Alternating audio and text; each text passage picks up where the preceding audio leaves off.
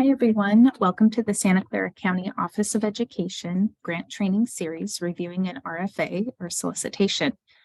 The purpose of this training is to equip participants with the knowledge and skills to effectively review an RFA or request for applications, also known as the solicitation.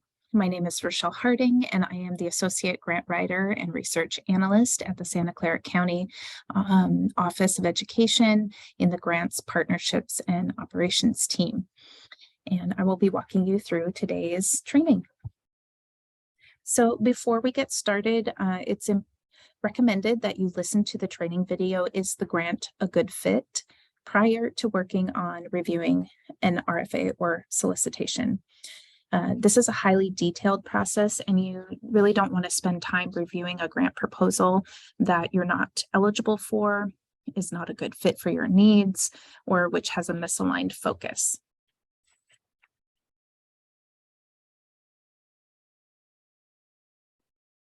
All right, so to ensure full compliance with funder requirements, it's important to conduct multiple read-throughs of the solicitation. Each read will help you identify specific information and outline important requirements that are central to writing a successful proposal. We recommend 4 read-throughs of the RFA in order to gather all the information needed. A methodical approach can help avoid simple oversights that can automatically disqualify your application, even if you have a solid project idea. So in our first read through, you're going to do a high level read where you're skimming and highlighting key details. In the second read, you're going to read more carefully and thoroughly and develop a compliance checklist. In the third read, you're going to review and highlight and note budget considerations, and then develop a budget compliance checklist. And then finally, in the fourth read, you're going to note all appendices, attachments, and formatting requirements. So in our first read, we're highlighting or taking notes on key due dates, funding amounts, the grant time period, and eligibility criteria. So for these key dates, these will often include the date that the request for applications was released. It may include an intent to apply, which is often optional, but we recommend doing it because it's going to get you on the funder's email list. And then that way they can send reminders about the webinar, and they'll often distribute the FAQ to those who responded to the intent to apply, but it isn't required. So even if you missed that early deadline, you can usually still apply for the grant. So some funders, not all funders, but will have a live training webinar. And so we encourage you to attend that if possible. And you're also probably going to find dates such as like the implementation time period for the grant, so the start and end date. Sometimes they list reporting due dates. So those are things to just highlight on this high level. Okay. And then you're also going to want to review eligibility criteria. So this is going to be, for example, like the type of organization that they are funding. So this could be a 501c3 nonprofit organization. It could be a government entity. It could be specific to, LEAs or schools, districts, county offices of education. Or sometimes it's specific to a demographic, such as funding that is, an organization that's led by a Black, Indigenous person or person of color, or it could be based on location, geography limitations. So some funders will only fund projects that are in their own community or in the communities where their employees reside, or just an area that is important to the funder. And so you just want to make sure, are we in, the allowable region for services? And another demographic consideration would be for your beneficiaries or participants in your proposed project. So is funding available to go to students? Is it only for teachers? Is it for nonprofits, LEAs, COEs, or is it being focused specifically for certain racial or economic demographics or people with differing abilities? These are all things that you just want to make note of and be sure that you are eligible and in alignment. Finally, they may also have funding requirements or thresholds.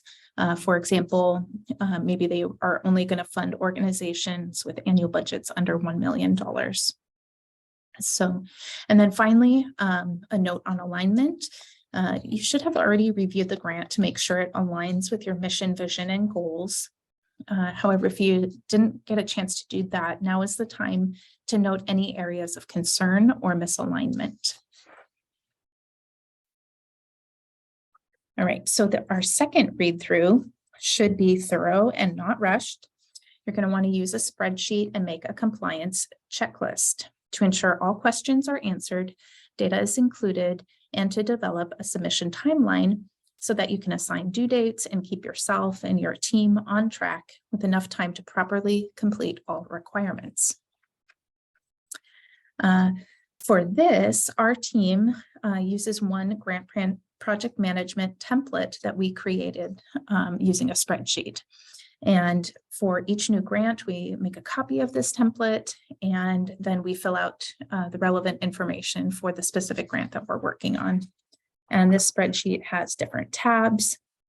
So the first tab is going to be like our high level listing all the components of the grant, whether it's the narrative or the budget or different things like that. So we're going to list those out. We're going to list the due date that they need to be back by so that we have time to complete other tasks. Sometimes a certain task is dependent upon another task being completed.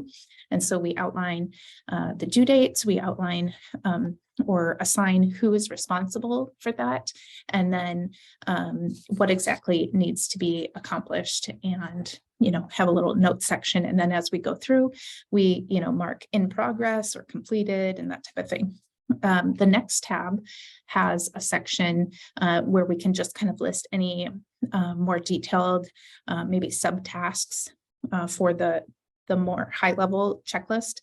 And so those are just kind of some little reminders or task lists that we have for our team on that second tab. The third tab is outlines the narrative questions.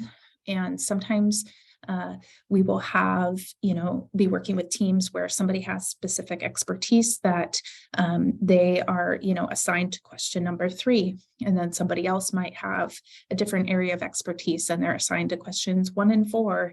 And that way we can kind of collaborate and assign who, is going to write different sections of the grant, and then the grant writer usually kind of helps unify it to one voice. But in our case, often, the coordinators or the project managers are going to be the content expertise. All right, so some funders are going to offer you a compliance checklist, just a high level, like here are the main documents that you need to include, and here's the amount of points.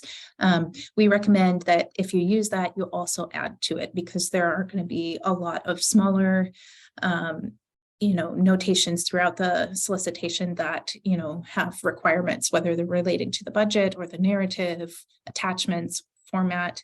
And so in order to make sure you don't miss anything, having these compliance checklists is very helpful. And then on our spreadsheet, we also have a 4th tab that lists any attachments or appendices and partners. And so sometimes, we have to send out some documents to our partners that they need to sign as proof of, participation in compliance, and that they agree to the terms that we're writing in the grant. You can also try a project management software. There's a lot of those available. And these can be convenient for setting up reminders, automations, and team collaboration. However, most require a paid subscription. So if you don't have access to one, a simple spreadsheet should be effective. So another thing to take note of in this second, more careful read are the keywords or themes that pop out to you as you're reading through the application.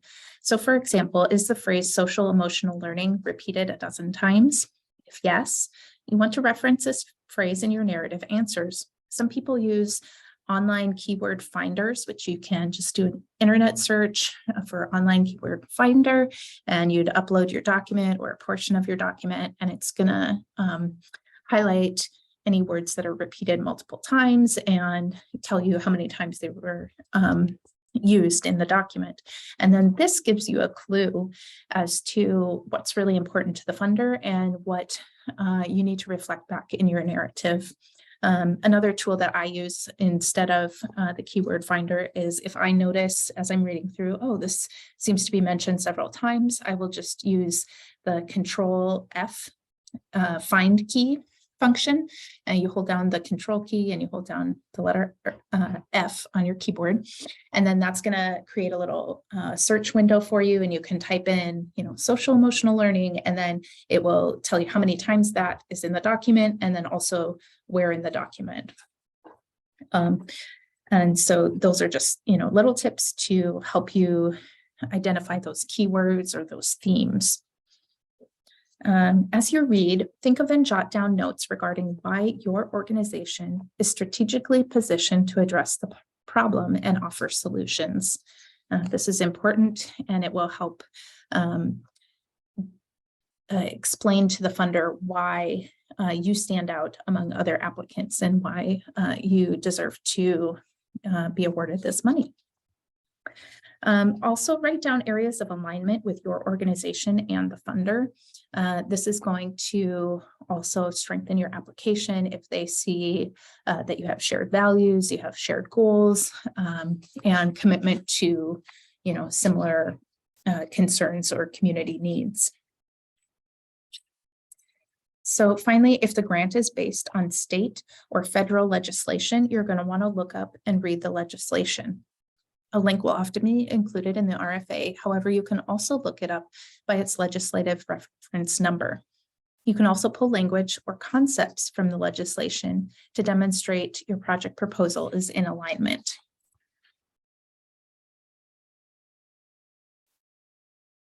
Okay, and moving on to our third read through, you're going to notice and highlight requirements of the application that will impact the budget.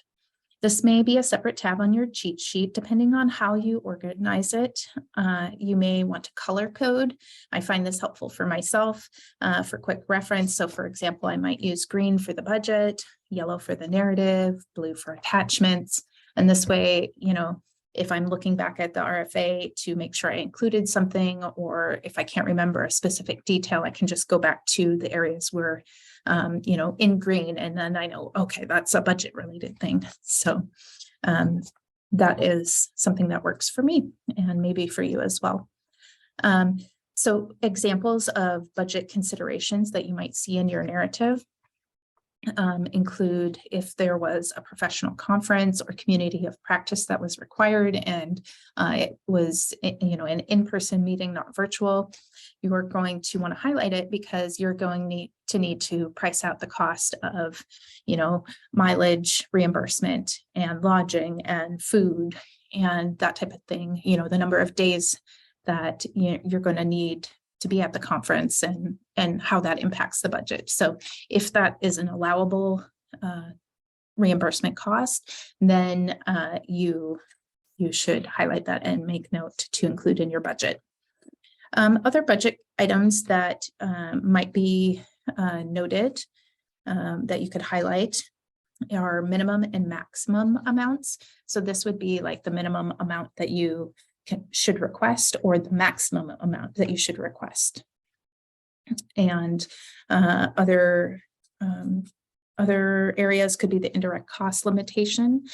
This is also sometimes referred to as the program administrative costs, or basically like the overhead of your organization. And usually there's a cap. It's usually, somewhere between 5 and 10% that you can use from the grant award towards your indirect costs. But this isn't allowable for all grants. So you just really want to make sure you're reading and taking note of those considerations.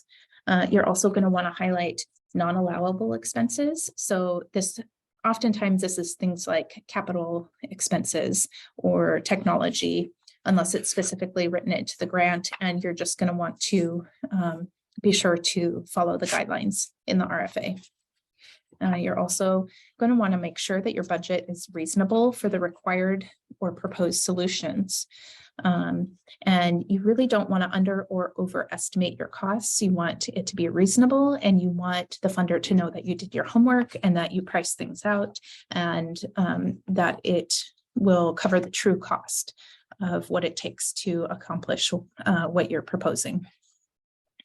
Other budget considerations to highlight include salary caps. Sometimes for personnel entries in the budget, you're going to have a salary cap. So they may say, you can't reimburse past a certain amount or charge, towards the grant award.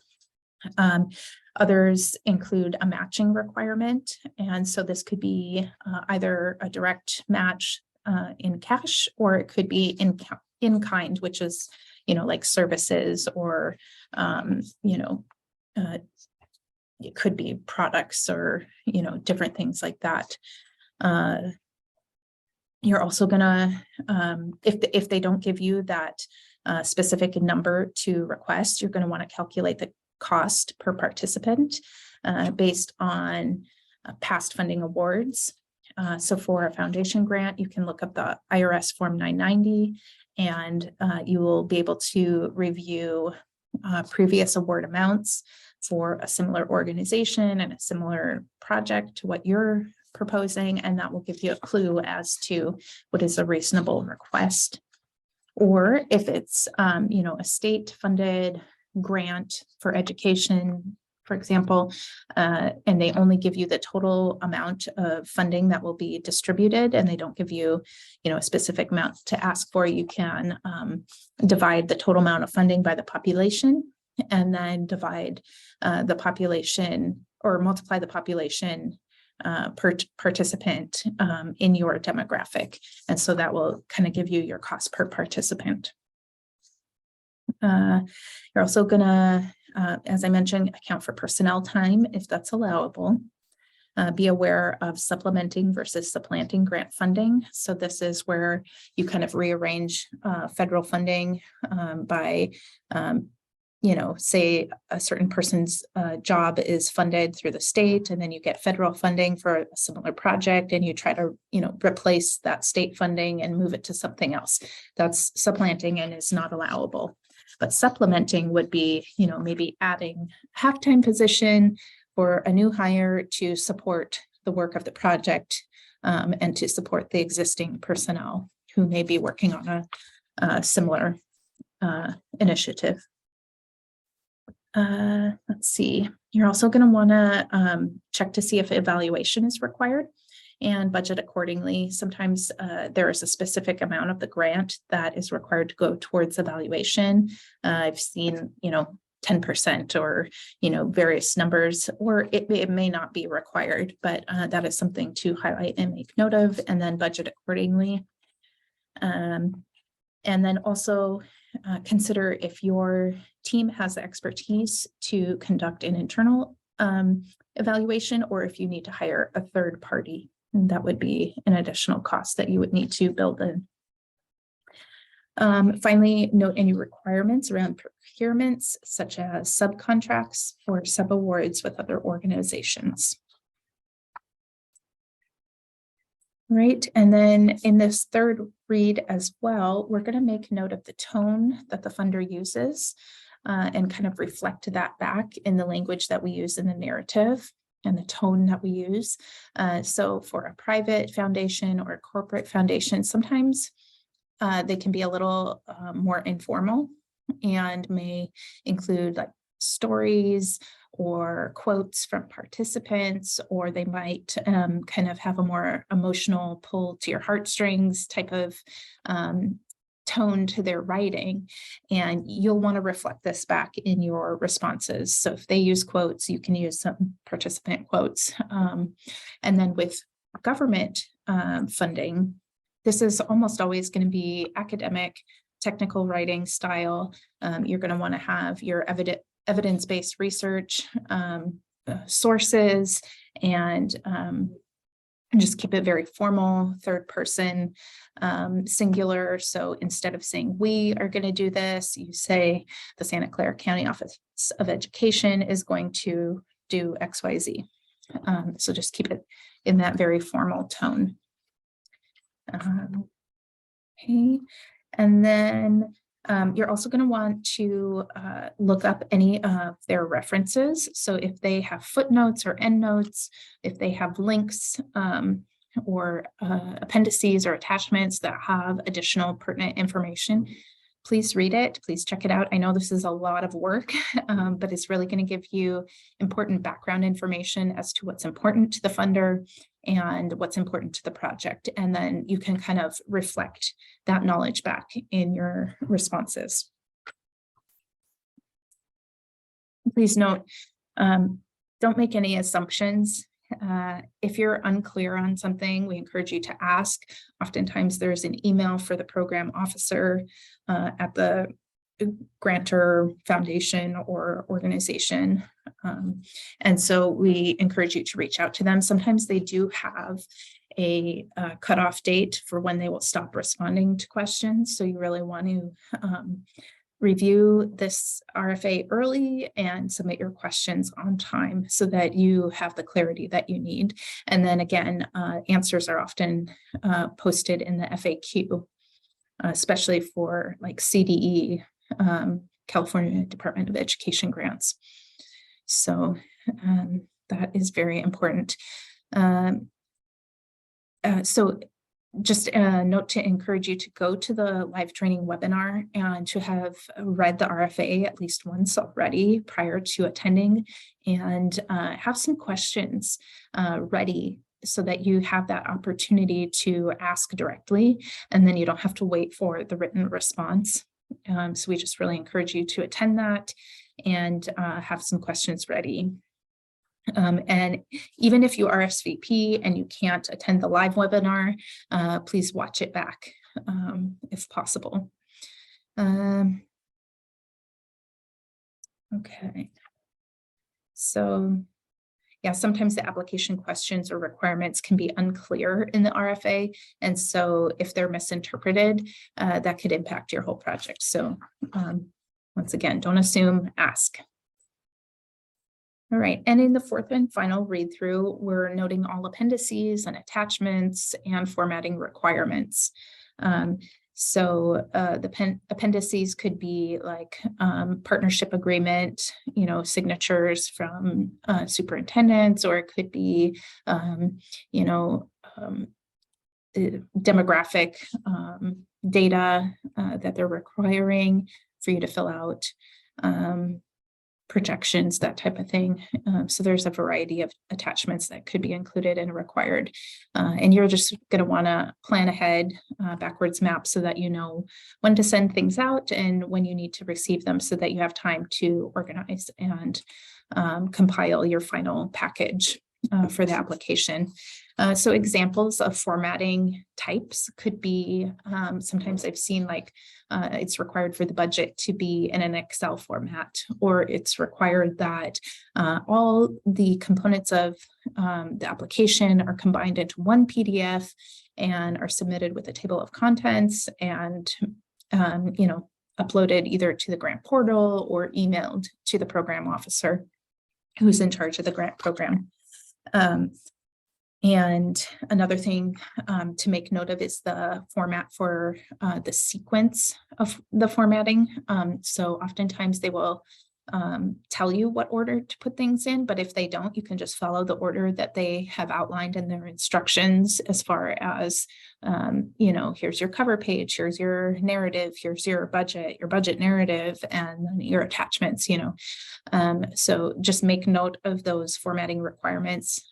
Also for like the narrative, the formatting requirements are going to be, usually pretty strict, the font, the margins, all of that. You're going to want to take note of those formatting requirements.